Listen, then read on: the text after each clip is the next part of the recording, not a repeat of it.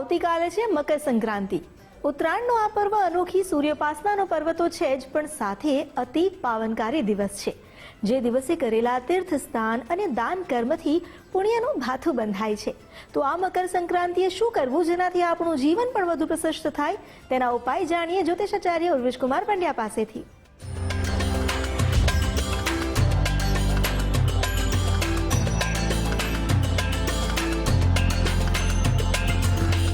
ओम स्वस्ति स्वस्तिक स्वस्ति स्वस्तिपु स्वस्ति दक्षिण अरुद्र कुंडली चक्रे विक्रमर्जित शासन नमो नमः.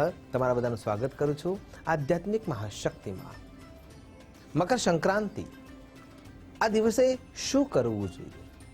સૂર્યનારાયણ જ્યારે ધન રાશિમાંથી પરિભ્રમિત થઈને મકર રાશિમાં પરિવર્તિત થાય છે અથવા એમાં જોડાય છે, સંક્રાંતિ કરી રહ્યા છે, એ સમયે પુણ્યકાળનો સમય છે.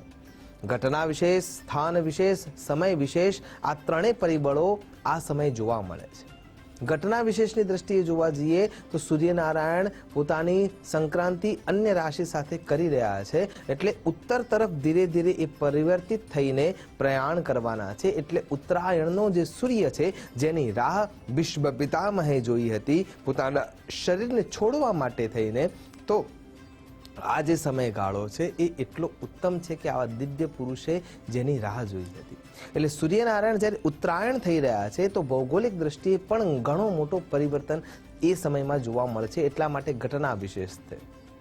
સ્થાન વિશેષ, જ્યારે તમે આવા સમયે પ્રયાગ જેવા ક્ષેત્રમાં સ્નાનાદિક કર્મ કરવા માટે જાઓ છો, સંગમના ક્ષેત્રમાં જ્યારે તમે આસ્થાને ડૂબકી લગાવો છો, ત્યારે સમજવાનું છે કે એ સમય તમારા માટે પુણ્યકાળ માટેનો બનેલો છે. કેમ કે એ જે માઘ સ્નાનની વ્યવસ્થા છે, એ માઘ સ્નાનની વ્યવસ્થામાં જે 6 મુખ્ય પ્રકારના સ્નાન છે, એ સ્નાન એ પુણ્યકાળ માટેના બનેલા છે. એટલા માટેની આ વ્યવસ્થા, એટલે સ્થાન વિશેષની દ્રષ્ટિએ જોવા જઈએ તો જેટલા પણ તીર્થક્ષેત્રો છે એ ઉર્જાના રિસેપ્ટર સેન્ટર બનેલા છે. રિસર્ચ સેન્ટર પણ કહી શકાય, રિસ્પેક્ટર સેન્ટર પણ કહી શકાય, અને રિસ્પોન્સ સેન્ટર પણ કહી શકાય. આ બધા જ શબ્દો સાચા પડે છે, કેમ કે એ જગ્યાએથી ઉર્જા આપણને પુણ્ય રૂપે મળવાની છે. એટલા માટે સ્થાન વિશેષની દ્રષ્ટિએ જોવા જઈએ તો પણ આ સમય શ્રેષ્ઠ છે. તો ઘટના વિશેષ, સ્થાન વિશેષ, સમય વિશેષ.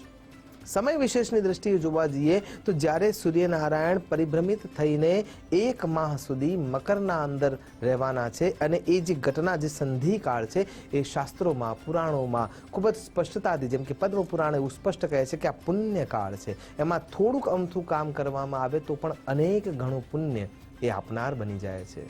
તો કયું પુણ્ય પ્રાપ્ત કરી શકશું અને કેવી રીતે પુણ્ય પ્રાપ્ત કરી શકીશું? તો સૌથી પહેલું, પુણ્ય પ્રાપ્ત કરવા માટેની જે ક્રિયા છે, એમાં જપ છે, તપ છે, વ્રત છે, વિધિ છે, વિધાન છે, અને એ પ્રમાણે તમે પુણ્યકાળનો લાભ લઈ શકો છો. પણ પુણ્ય પ્રાપ્ત કરવા માટે જ્યારે તમે કોઈ સંકલ્પના લઈને બેઠા છો, એ સંકલ્પનાના આધારે અથવા સંકલ્પ કરીને જ્યારે તમે એ કાર્ય કરો છો, ત્યારે એ અક્ષય બની જાય છે. તો સંકલ્પ એવો કરવાનો છે કે હું દાન કરીશ. સૌથી પહેલું દાન બાળકોને કરવાનું છે. એમાં સીધા તલ એમને આપી દઈએ, સીધો ગોળ એમને આપી દઈએ તો એ દાન યોગ્ય નથી. બાળકને તો ખાવા માટે જોઈએ છે, ભલે થોડું ખાય છે, પણ એના શરીરમાં જ્યારે તમારા તરફથી આપેલું દ્રવ્ય જાય છે, ત્યારે એના અંતરથી જે આનંદ આવે છે, એ આનંદ તમારો પુણ્ય છે. એટલા માટે થઈને તલની ચીકી છે, ગોળના બનેલા જે લાડુ છે, એ એને આપશો તો એ તમારું દાન યોગ્ય ગણાશે. ત્યારબાદ આ પતંગોત્સવ આવી રહ્યો છે, એટલા માટે પતંગના પણ તમે દાન કરી જ શકો છો. એટલે પતંગનું દાન કરવા માટે તૈયારી રાખીએ. બાળકને જે ગરીબ અવસ્થામાં છે, એ બાળકને સુયોગ્ય આનંદ પહોંચે એ પ્રમાણે પતંગ, દોરી અને અન્ય જે એના સાથે આવતી સેફટીની વસ્તુઓ છે, એનું દાન કરવું જોઈએ. સવારના સમયમાં ઘઉં લેવાના છે, ગોળ લેવાનો છે, સુયોગ્ય ઘી અંદર ઉમેરવાનું છે, અને ઘઉંના ઠોઠા બનાવવાના છે. અને ઘઉંના ઠોઠા બનાવી ગાય માતાનું પૂજન અર્ચન આરાધન કરી, અને બહુ જ ગરમ ના હોય એવી અવસ્થામાં રાખી અને એ ઠોઠા ગાયને ખવડાવવાના છે.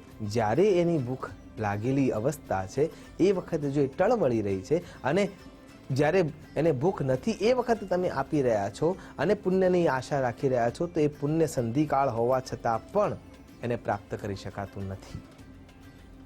જ્યારે જરૂરિયાત છે અને એ સમયે સંધિકાળ ન હોય તો પણ જો તમે એનું પાછળની સેવા શુશ્રૂષા સાથેનું દાન કરો છો તો એ પણ શ્રેયસ્કર છે. સંકલ્પના જરૂરી છે. અને એટલા માટે બીજા નંબરનું જે દાન છે એ અન્નનું દાન છે. ત્રીજા નંબરનું દાન છે એ વસ્ત્રનું દાન છે. સુયોગ્ય જગ્યાએ સુયોગ્ય વ્યક્તિને વસ્ત્રનું દાન કરો. શિવાલયમાં જાઓ, ત્યાં યોગ્ય બ્રાહ્મણ દેવતા છે તો દક્ષિણા સાથે. આ બધા જ દાન દક્ષિણા વિના કરવા યોગ્ય નથી. એટલા માટે દક્ષિણા સાથે કોઈ યોગ્ય બ્રાહ્મણ દેવતાને આપો. ભગવાન શ્રી હરિ નારાયણના મંદિરે જાઓ તો ત્યાં જે કોઈ પણ ગરીબ અવસ્થામાં બેઠેલા વ્યક્તિઓ છે એમને પણ વસ્ત્રનું દાન કરવું જોઈએ. ત્યાંથી આગળ જઈએ તો ખીચડીનું દાન પણ એ દિવસે કરવામાં આવતું હોય છે. પણ હવે વિચારવું જરૂરી છે. આ વખતની જે મકર સંક્રાંતિ છે એ મકર સંક્રાંતિમાં એકાદશીનું મિલન થઈ રહ્યું છે. ષટતીલા એકાદશી એ દિવસે વ્યાપ્ત છે અને એટલા માટે થઈને ચોખાનું દાન એ દિવસે ના કરી શકાય. પણ તમે વર્ષોથી એક પરંપરા સાથે જોડાયેલા છો કે અમે દર વર્ષે આ દિવસે ચોખાનું દાન કરીએ છીએ, અનાજનું દાન કરીએ છીએ, તો ચોખાની જગ્યાએ તલનું દાન શ્રેષ્ઠ છે. અને આમ પણ અષ્ટદાનમાં તલનું સ્થાન છે જ. અને એટલા માટે તલનું દાન કરવું જોઈએ. અને આ સમય જે ઋતુના આધારે વિચાર કરીએ તો જે ઠંડીની સમયની કારણ થઈને જે કારણભૂતતા આપણને અનુભૂત થાય છે કે આપણા શરીરમાં શુષ્કતા આવી જાય છે અને ચારે બાજુ ઓઇલિંગની જરૂર છે, તો એ ઓઇલિંગ કોણ આપશે? તલ. અને તલમાંથી બનેલી મીઠાઈઓ એ ઉપવાસના અંદર ખાઈ શકાય છે. અને એટલા માટે ષટતીલા એકાદશીના ભાગના અંદર હોવાના કારણે થઈને આજના દિવસે ચોખાની જગ્યાએ તલનું દાન કરવું જોઈએ. સાથે ઘીનું દાન પણ તમે કરી શકો છો, ગોળનું દાન પણ કરી શકો છો સદક્ષિણા સાથે. અને ફળનું દાન એટલે કે કદલી ફળ, જેને શાસ્ત્રોમાં વર્ણિત છે બોર, આ બોરનું દાન પણ આજના દિવસે કરવું જોઈએ. આમ કરવાથી તમને ઉત્તમતા અને પુણ્ય પણ પ્રાપ્ત થાય જ છે. એવું જરૂરી નથી કે આજના દિવસે ઘટના વિશેષ કે સ્થાન વિશેષ અથવા સમય વિશેષ છે એટલે આજે જ બધું દાન કરી દેવું. ના, નતિથી દ્વાદશી સમા એટલે આપણને વાસી ઉત્તરાયણનો જે દિવસ મળે છે એ દિવસે પણ આપણે દાન કરી શકીએ છીએ, કેમ કે દ્વાદશી તિથિ ત્યારે વ્યાપ્ત છે અને પુણ્યકાળ પણ ત્યાં જોવા મળે છે. એટલા માટે સતમ વિહાય ભોક્તવ્યમ સહસ્રેણા સ્નાનમાં આચરિત. જ્યારે આ સુક્તિને જ્યારે યાદ કરીએ છીએ, 100 કામ મૂકીને સ્નાન કરી લેવું જોઈએ, 1000 કામ મૂકીને ભોજન કરી લેવું જોઈએ, લાખો કામ મૂકીને દાન કરી દેવું જોઈએ. કેમ કે એ દાન કરવા માટેની જે સંકલ્પના છે એના માટે આપણને આ વખતે 2 દિવસો ઉત્તમતાથી મળી રહ્યા છે. અને ફળફળાદીનું દાન પણ તમે કરી જ શકો છો. ફલાહારનું દાન પણ તમે કરી જ શકો છો.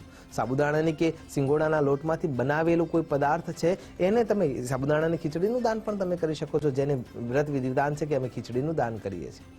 પણ એકાદશી હોવાના કારણે થઈને અન્ન રૂપે એનું દાન ન કરવાનું શાસ્ત્ર વર્ણિત કરે છે. કેમ કે અનાજ ઉપર એ દિવસે 4 પ્રકારના પાપ હોય છે. અને એટલા માટે થઈને આજના દિવસે જ્યારે મકર સંક્રાંતિ છે અને સાથે આ સંક્રાંતિ કાળના અંદર એકાદશી આવે છે, એમાં પણ વિશાળ અવસ્થાની 6 પ્રકારે તલનો ઉપયોગ કરવાની જે એકાદશી છે, આ બંનેનું સુભગ સમન્વય છે. એટલે પુણ્યનો આશરો તો વધી જાય એવો છે. તો આવા સમયે જ્યારે પુણ્ય કમાવાનો સમય છે એ સમયે ખાલી સુયોગ્ય નિયમો સાથે તમે એને આચરિત કરશો તો 100% આ પુણ્યકાળમાંથી તમને લાભ મળવાનું છે અને મળવાનું જ છે. તો તલ, ગોળ, ચીકી, વસાણું અને અન્ય તેજાનાઓનો પણ દાન કરવું જોઈએ. અને સવારે ઉઠીને સૌથી પહેલાં સવિતા સૂર્યનારાયણને અર્ઘ્ય પ્રદાન કરવું જોઈએ. અર્ઘ્ય પ્રદાન કર્યા પછી તમારી આ દિનચર્યાને આગળ વધારશો તો તમને લાભ અવશ્ય મળશે. નમસ્કાર. અસ્તુ સદા શિવોહમ. નમો નમઃ.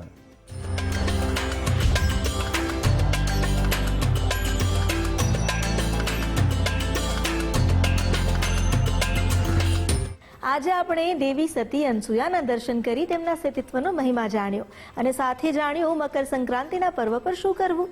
ત્રિદેવને પણ બાળક બનાવી દેનારી માં આપણા સૌ પર હેત વરસાવે અને સંક્રાંતિના પર્વ થકી આપણે પણ પુણ્યનું ભાથું બાંધીએ.